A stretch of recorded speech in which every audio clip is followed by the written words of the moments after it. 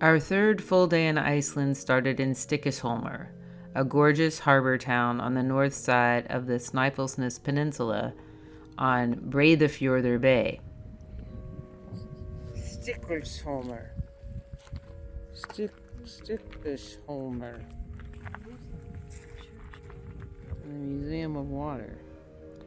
Actually, it was called the Library of Water, and it wasn't open, so we drove down to the boat docks. There we found this rock statue called Sjómaðurinn, the sailor. It's a dedication to the memory of a boat called the Blika that sank in January of 1924 with a crew of 7.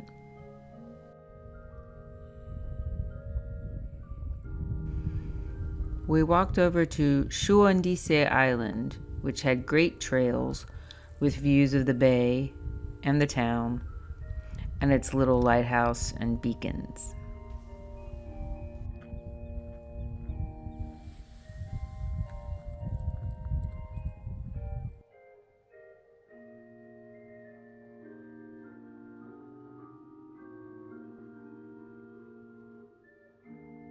From there, we spied the exterior of Stykkishólmur Kirkja and decided to go check it out. It had another lovely pipe organ, impressive lighting, and this otherworldly Madonna and child portrait. I bought a postcard from the front honor system souvenir kiosk. Iceland churches are the best. So welcoming.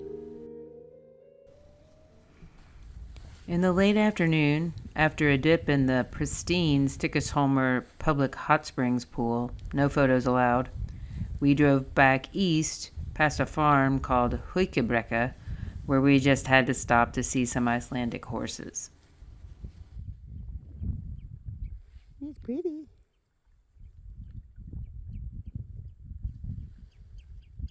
Jess had a spare apple, so this one got a snack.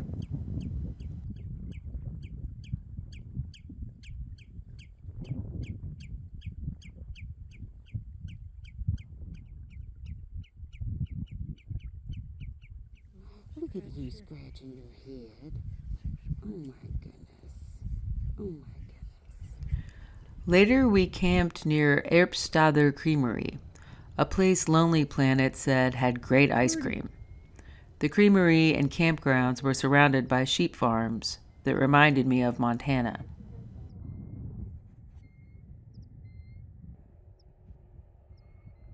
Jump on his back.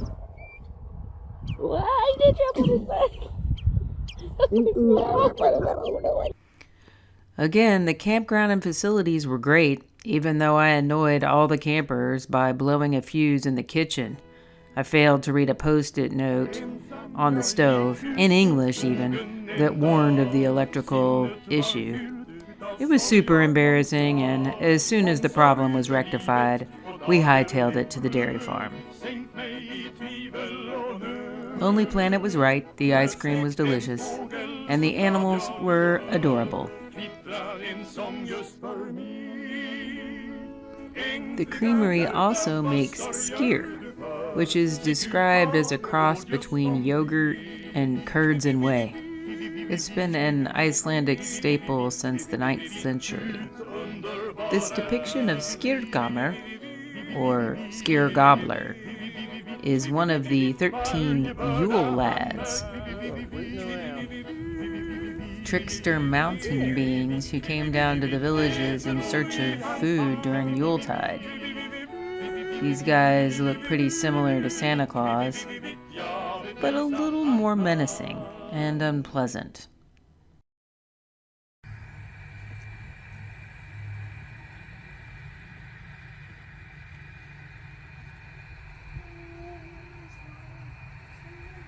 The next stop was Snorralaug, or Snorri's Pool. Snorri Sturluson, the 13th century skald, mentioned in the first video, wrote much of the Sturlinga saga from this settlement in Reykholt. The underground passage was believed to have connected the pool site to Snorri's house. The site was excavated in the early 1800s and then rebuilt as an approximation in 1931.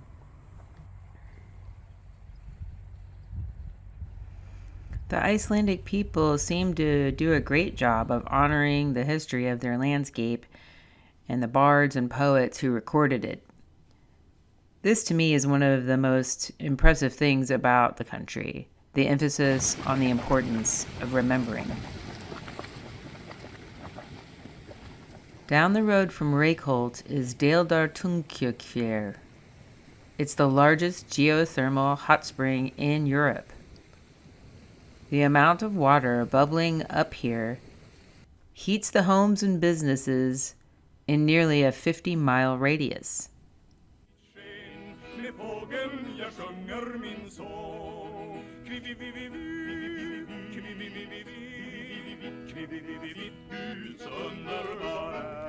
The Kroima Spa was nearby, as well as a greenhouse that grew all kinds of produce, including tomatoes.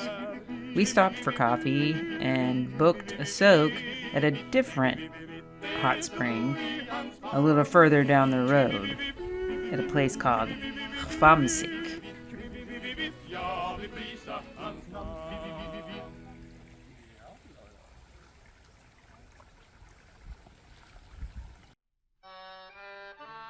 This guy was the greeter at the driveway to the Hvammsik spa. These pictures were taken from the parking lot in order to respect the privacy of the clientele.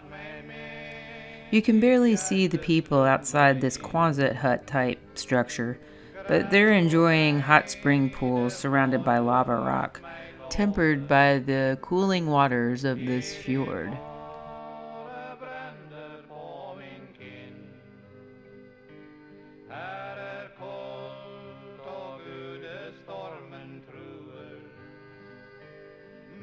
In the lobby, there was this photo collage of reckless tourists. Foreshadowing? Maybe. Our last meal in Iceland was at a restaurant in Keflavik called Café Dús, where we had a delicious meal and saw something odd across the harbor. On the map it said the Giantess's Cave, and it was open. But by the time we finished eating, it was closed.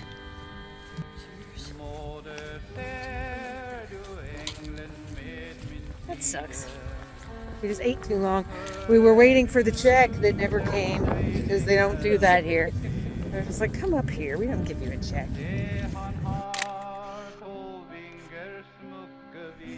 This tourist attraction is courtesy of Herdís Egilsdóttir, a children's book author who wrote 16 stories about a little girl named Siga and her giant friend Giganta. So she's in there?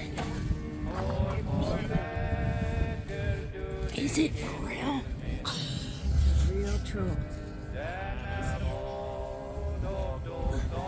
Oh, dang. That would have been cool. That would have been freaking cool. There she is. Barely.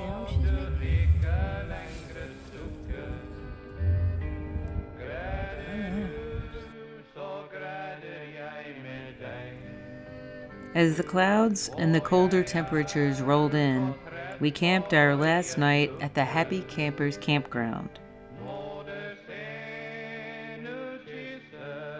The little van served us well, but we slept fitfully in anticipation of the next leg of our journey, Dublin.